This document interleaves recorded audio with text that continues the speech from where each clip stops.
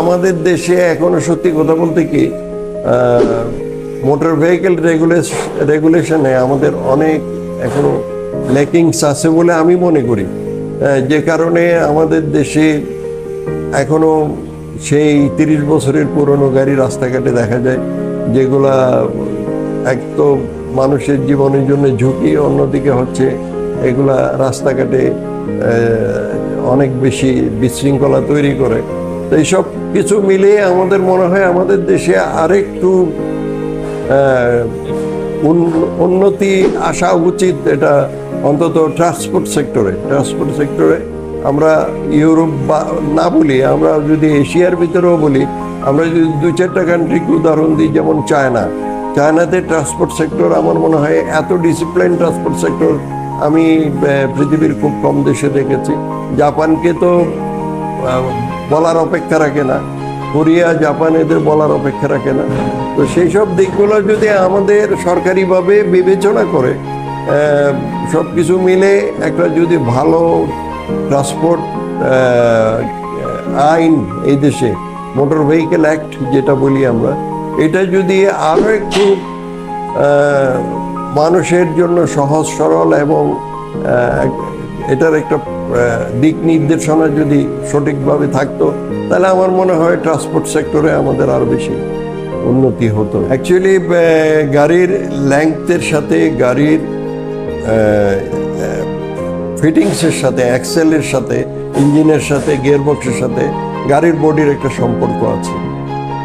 পিছনের ইঞ্জিন গাড়ি আমাদের দেশে ইতিমধ্যে অনেক এসছে, বাট পপুলারিটি না পাওয়ার এটা মূল কারণ হচ্ছে আমাদের অজ্ঞতা। আমরা পিছনের ইঞ্জিন সম্পর্কে অতটা বেশি ওয়াকেবল না। আমাদের এটার মূল কারণ হচ্ছে আমাদের কিছু অজ্ঞতা আছে, যেটা আমি আগেও বলেছি। অজ্ঞতাটা হচ্ছে যে আমাদের পিছনের ইঞ্জিনের আসলে এটার মেরিট ডিমেরিটসটা আমরা জানি না, পুরোপুরি জানি না। জানি হয়তো আমরা এটার প্রতি অতটা গুরুত্ব দেই না। সামনের ইঞ্জিনের হচ্ছে যে এটার হয়তো কিছু বেনিফিট আছে, যেমন ইঞ্জিনের হিট ডেভেলপমেন্টটা, বা ইঞ্জিনের শব্দ, বা ইঞ্জিনের কিছুটা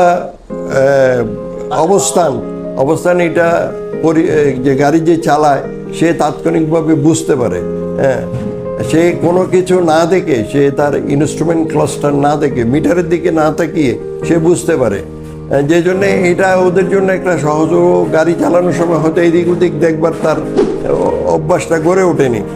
কিন্তু পিছনের ইঞ্জিনের যে বেনিফিটটা, সেটা আমাদের দেশে এখনো পর্যন্ত যারা গাড়ি চালায় তারা কিন্তু জানেও না, তাদেরকে কোনো প্রশিক্ষণও দেওয়া হয়নি, এবং তারা এইটার উপরে কোনো রকম স্টাডিও নাই। প্রথম কথা হচ্ছে পিছনের ইঞ্জিন কেন হচ্ছে। পিছনের ইঞ্জিনের অনেকগুলো বেনিফিট আছে। প্রথম কথা হচ্ছে গাড়িটার একটা ব্যালেন্সের ব্যাপার আছে। আমরা যেটাকে বলি সেন্টার অফ গ্র্যাভিটি, কিংবা একটা গাড়ি ব্রেক করলে এটার এফেক্টটা কী হবে, একটা গাড়ি স্পিডে চললে এইটার এফেক্টটা কী হবে, এই সমস্ত দিক চিন্তা করে পিছনের ইঞ্জিন অনেক বেশি নিরাপদ। সেকেন্ড হলো যে পিছনের ইঞ্জিনের কমফোর্টনেস, বিশেষ করে প্যাসেঞ্জারের জন্য অনেক বেশি। প্যাসেঞ্জারের কানে কোনো শব্দ আসে না, প্যাসেঞ্জার কোনো রকম ইঞ্জিনের গরম অনুভব করে না, এবং এটা গাড়ির সবসময় স্পিডে, যে কোনো স্পিডে পিছনের ইঞ্জিনটা অনেক বেশি নির্ভরশীল। হ্যাঁ, অনেক বেশি কন্ট্রোলিং হয়। সেটা আমরা এখনো পর্যন্ত এটা অভ্যস্ত না হওয়ার কারণে আমাদের ওই যে গাড়িতে যে একটা হিট জেনারেট হয়, গাড়ি চললেই ইঞ্জিনে যে হিট তৈরি হয়, সেটা আমরা শব্দ শুনে অভ্যস্ত, এটার অনুভবটা করা। কিন্তু এটা যদি আমরা মিটারের দিকে দেখে গাড়ি চালাতাম, ইনস্ট্রুমেন্ট ক্লাস্টারের যে মিটার, টেম্পারেচার মিটার, কিংবা ওখানে লুব্রিকেশনের যে প্রেশার, এগুলা যদি দেখে আমরা চালাতে পারতাম, তাহলে আমাদের হয়তো পিছনের ইঞ্জিনের যে ক্ষয়ক্ষতি হয় এটার থেকে আমরা বাঁচতে পারতাম। আমরা ইউরোপ বা না বলি, আমরা যদি এশিয়ার ভিতরেও বলি, আমরা যদি 2-4টা কান্ট্রিকে উদাহরণ দিই, যেমন চায়নাতে ট্রান্সপোর্ট সেক্টর আমার মনে হয় এত ডিসিপ্লিন ট্রান্সপোর্ট সেক্টর আমি পৃথিবীর খুব কম দেশে দেখেছি। জাপানকে তো বলার অপেক্ষা রাখে না, কোরিয়া জাপান এদের বলার অপেক্ষা রাখে না।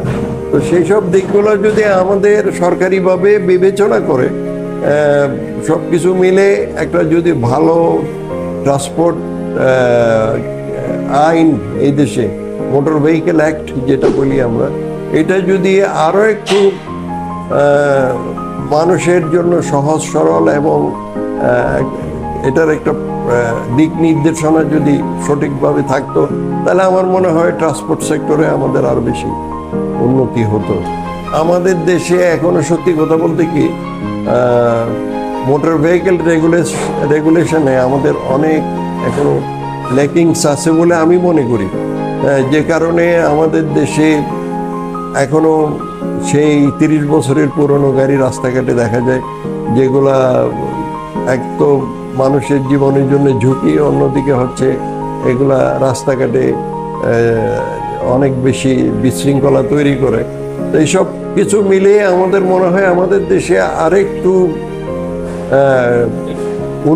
উন্নতি আসা উচিত। এটা অন্তত ট্রান্সপোর্ট সেক্টরে আমরা ইউরোপ বা